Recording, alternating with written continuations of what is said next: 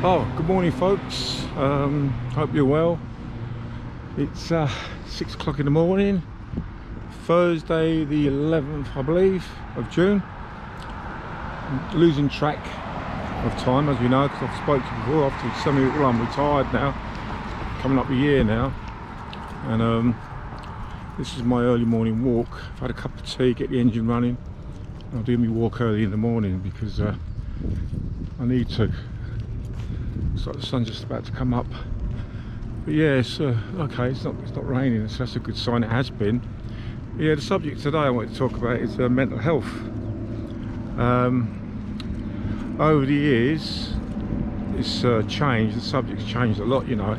Because when I was young, you didn't talk about those sort of things, and it was a big problem because people had to hold all their feelings, and we were brought up to not hold your feelings. You don't talk about that sort of stuff. Men don't cry and all that. If you did, you were a sissy. Which is a strange thing to say to somebody, really, but anyway, looking back, it's how it was, you know. It was a lot of different times, wasn't it, back in the 60s, 70s. I was a kid in the 70s, 80s, I was 20s. Anyway, yeah, I had issues myself over the years with depression and stuff. Obviously back then you didn't know what it was. And panic attacks. I had terrible panic attacks and anxiety when I was young, and I can remember it coming on, believe it or not. I think I was about 19. Looking back, I know why now, because there was a lot of upheaval in my life at the time, being young, and there was a massive amount of upheaval, you know, stress and all sorts at the wrong time of life, really, but everybody gets it. But yeah, I remember I was working at Vauxhall's in Luton.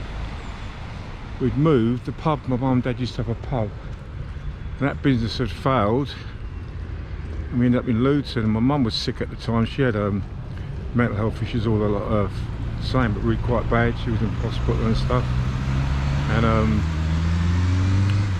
you know, there was 6 of us, so it wasn't easy for my mum and my stepdad, that was at the time. So yeah, I think that knock-on effect of all this stuff affected all of us, because we kind of went from having a fairly stable life, even though we had a lot of upset as young kids. We had a lot of trauma as well, being moved around in children's homes, etc, etc, mum and dad splitting up, those sort of things. So of course you naturally would be affected, but at the time you don't know that. But yeah, so I don't know, you know, everybody has got mental health really nowadays. It's good you can talk about it more. I don't really, but you can, because our generation just didn't. So you suffered in silence, kind of thing, or put on a brave face, or tried to hide yourself away when you felt bad. You know, obviously you couldn't talk about it because you just wouldn't get a job back then. If you said you had mental health issues, you had no chance of getting a job. Even now, it's still a stigma there. No matter what people say, there's still a stigma there. You will be affected. I mean, all the jobs I've had over the years, apart from running my own business for 15 years, I had to really basically lie on my CV and could never put that down. Because as much as people say they'll be sympathetic, I don't think so, somehow. Maybe nowadays some jobs. But yeah, anyway, my problem started when I was 19. I was fine. I was quite a happy-go-lucky person. I had lots of friends, always went out. And I'll never forget this. I was living in Luton one Sunday. It was a Sunday afternoon, I think, evening. I was just sitting and I had this strange feeling coming over me. I didn't know what it was. I felt really weird. Suddenly my mood was dipping. I couldn't hold on to my mood. I was like, oh, what's going on here? I was starting to feel this terrible sadness.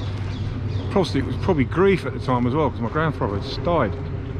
But anyway, I didn't know that. Being 19, I couldn't talk to anybody in those days. My mum was sick. My stepdad was in, you know, you couldn't really talk to him that much about those sort of things. He was old school. So I remember I was getting worse. This went on for bloody ages. I get these horrible feelings, and I'd go outside and I'd start to feel like everybody was looking at me. The whole world was coming in on me, and I felt really anxious. What is going on? Am I losing my mind? I remember walking along the road and just feeling this uncomfortable feeling of panic. But I know now what it was, but then I didn't. You just wanted to run and hide. And I remember being in the shopping centre in Luton. This was back in 78, 79. I just suddenly felt this overwhelming feeling of fear. Everything was closing on me. It's like a classic sort of scene out of Psycho, everything spinning and all. It was like that. One of those Alfred Hitchcock films. And I remember running and hiding under the stairs and thinking, what am I doing? And that really freaked me out. I couldn't know what was going on. So then I was working. We were at Vauxhalls. I think this is another thing that didn't help. They put us on these this shift. It was I was on the production line at Vauxhalls. They put us on these shifts. Was 3 weeks of nights. It was all the other way around. It was 2 weeks of nights and 3 weeks of days. Of course, that would mess up your body clock and everything, and your mood, your mental health. You know, you're eating at night 1 minute, so that put all these factors sort of played into it. But after that, I had years and years and years and years of problems. I mean, depressions were terrible. I used to have these bouts of depression where I felt like I couldn't even get out of bed. I was dragging through my legs through deep mud. It was I had these sort of feelings of not wanting to be here. I remember driving my car and a bit like what Tyson Fury said, I just felt like driving into a bloody post. It was terrible. I just couldn't get any happiness. Nothing felt good. I couldn't feel any joy. Everything was so bad. It was. I can't explain unless you've been through it. You can't explain it. Of course, I didn't. The last thought I had was going to see a doctor or telling anybody. So I just kept it inside and tried to push through it. But it was very debilitating. So I started drinking that, and of course that made everything much worse. Alcohol and depression, and that don't go together at all. So that doubled down and made it worse. You know, and over the years I managed to learn to cope with it. I used to go running. I remember them saying healthy body, healthy mind, so I used to go out running and stuff like that. I even took up martial arts. Still having anxiety attacks. I never forget when they used to put you out in front of the class and you had to do like katas and forms. I just felt really, it was like a terrible feeling of embarrassment and shame all at the same time, but I did it. I thought I've got to push through this fear. But, you know, the panic attacks used to come on, and God almighty, I'd be in the pictures or something and I suddenly want to run out. Or if I was sitting in someone's house, I'd have to sit near the door.